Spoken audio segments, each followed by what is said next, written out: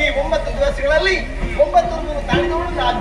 ಶೈಲಪುತ್ರಿ, ಬ್ರಹ್ಮಚಾರಿಣಿ, ಪುಷ್ಪಾಣಿನಿ, ಚಂದ್ರಘಂಟ, ಸ್ಕಂದಮಾತ, ಕಾತ್ಯಾಯಿನಿ, ಕಾಲರಾತ್ರಿ, ಸಿದ್ಧಿದಾತ್ರಿ, ಮಹಾಗೌರಿ ಎನ್ನುವಂತಹ 9 ತಾಳುವುದರ ಮೂಲಕ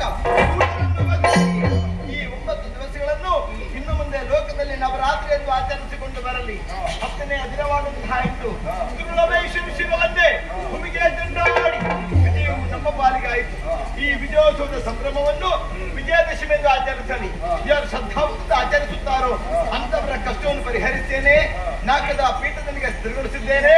ಹೋಗಿ ಮಕ್ಕಳೇ, ಮುಂದಕ್ಕೆ ನಮಗೆ ಕಷ್ಟ ಬಂದರೆ ನಾವೇನು ಮಾಡಬೇಕು? ನೇರವಾಗಿ ಇದು ಹೆಣಗಿದೆಯನ್ನು ಏರಿಕೊಳ್ಳಿ.